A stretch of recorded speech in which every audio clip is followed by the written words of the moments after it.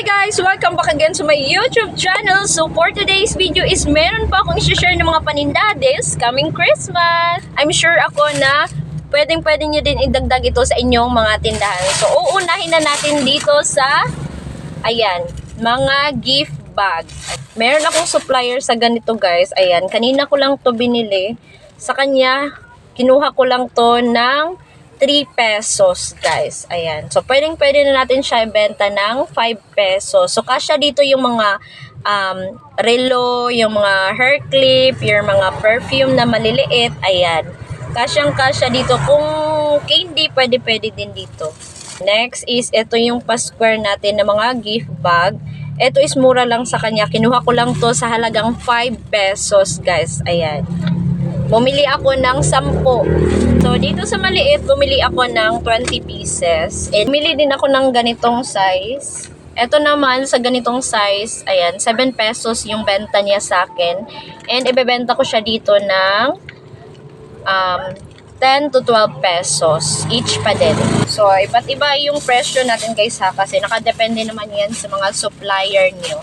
So, sa ganito kalaking Christmas bag, ayan, gift bag, ayan. Bigay niya sa akin to 10 pesos. Ayan. Mura na guys ha. So, pwede natin siya benta ng 15 pesos to 20 pesos. And ang gaganda ng design. Malapit na yung Christmas guys and exchange gift ng mga bata. So, bumili na kayo ng mga gift bag. Ayan. Next guys, bumili ako ng gold coin na candy. Ayan. Chocolate coin. Ayan. Guys, mabenta to this coming New Year guys. Alam niyo na, ilalagay ito sa lamesa. Bumili din ako ng, ayan, mga candy din to guys ha. Isang ganito guys is 23 pesos.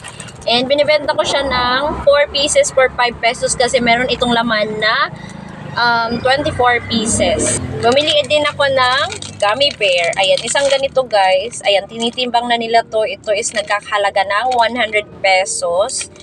And meron din akong mango na gummy. So, yung bintahan ko sa ganito guys is 4 pieces for 5 pesos. So, madami-dami na din yung tutubuin natin, mga 30 pesos. Next guys, ito. Medyo malaki talaga to guys. Ayan. Ganito kalaki yung ayan. Isa-isahin natin siya guys ha. Tsaka meron akong listahan dito. Ito ay total niya is meron siyang total dito guys. So ayan yung mga pinamili ko. So syempre i-share ko pa din sa inyo kung magkano yung bintahan and magkano yung puhunan. Sa ganito guys, ayan. Medyas na plain lang. Puhunan ko is 110 pesos puhunan. Isang ganito guys is meron na siyang 3 pairs. So, ang bintahan ko dito is 50 pesos. Ganun pa din naman sa bayan. Next, bumili ako ng pwedeng panregalo. Ayan, towel. Isang bundle na siya. Isang bundle na towel kasi hindi siya pwede tig-isa. 550, 6 pieces na. Pwede mo siya benta ng 150 pesos. At saka guys, bumili din nga pala ako ng sandals. Ayan, Prada na sandals, pambabae. Ayan yung kanyang design. Ito is puhunan nila ay 185 pesos. Yung bintahan ko is 250 to 280 pesos guys. Ayan, usong-uso to ngayon guys. Try nyo to ibenta sa inyong tindahan. So, kung meron akong towel, bumili din ako ng blanket. Ayan. Manipis lang siya. Pwede kasi ito pang regalo ngayong Christmas. Puhunan niya 110. Pwede natin siya ibenta ng 150 pesos. Ayan, bumili din ako ng mga bags. Ayan, yung maliliit na bags, ayan siya. Meron ako ditong, ayan, try natin. Bumili ako ng ganitong bag. Ang cute niya guys, oh, meron akong black, white, pink, tsaka green. Ayan. Ilang pieces lang po. 4 pieces lang yung binili ko guys. White, black, pink, at tsaka green. Ito puhunan niya 6.5. Pwede natin siya benta ng 100 pesos to 120 pesos. Ayan. Patok na patok to sa mga bata guys. Ayan. Bumili din ako ng ball pen. Kahit hindi pasukan, meron pa rin bumibili ng ball pen. Ayan, ubos na yung ball pen ko. Ayan. Lagayan ko ng mga ball pen. Ubos na. Ayan. Ito yung palaging kong binibili na ball pen. Para siyang, gel pen pala. Gel pen. 45 pesos yung isang box. And binibenta ko siya ng 8 pesos bawat isa. So, sa ibang tindahan, binibenta to ng 10 pesos bawat isa. Pero dito sa akin is 8 pesos lang. Tsaka bumili din ako ng wallet. Ayan. Ang ganda ng wallet guys. Try natin i-open. Same design lang yung binili ko. Ayan. Ayan. Ang ganda niya guys. Meron siyang pa-flower.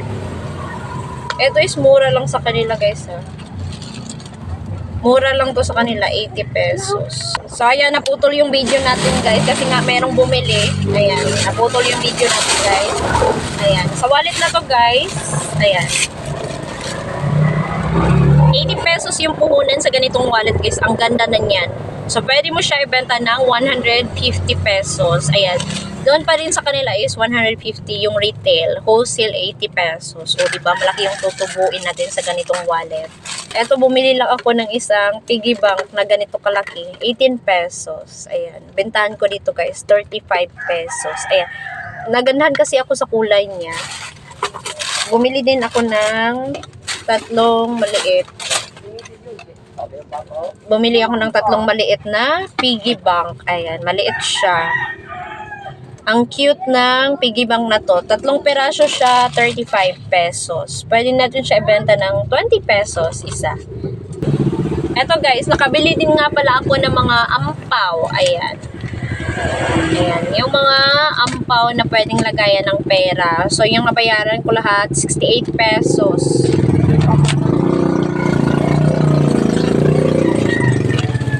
Pagpasensyahan yun na, grabe, ang ingay talaga kasi yung tindahan namin guys is nasa kilid lang ng kalsada. So, meron akong ganito kaliit na ampaw. Grabe, ang liit lang niya. So, eto daw, sabi nung pinagbilhan ko is eto yung ilalagay mo kung maggagawa ka ng prosperity bowl. Bowl ba? Ayan, bowl. Prosperity bowl ba? Yung sa New Year, ayan. Eto yung ilagay mo guys. Ayan, lagyan mo lang to ng pera.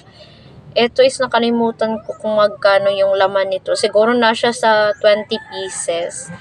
Ayan, 28 pesos. Ito, ayan, 6 pesos, 10 pieces. Ayan, 10 pieces, 15 pesos sa ganito guys.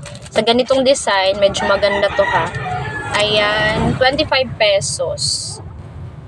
Ayan. Pwede na natin to ibenta guys ng 5 pesos. Depende, 3 pesos, 5 pesos. Ayan. I-divide ko pa kung magkano yung bintahan ko sa mga ganito guys. So, yun lang po for today's video yung mga sinishare ko ng mga paninda dito sa aking tindahan. So, dadagdagan pa natin yan kasi nga dadagsa yung mamimili ngayong Christmas season and New Year's season guys. So yun lang po for today's video. Thank you for watching. Please don't forget to like, comment, share, and subscribe. Bye! Happy selling!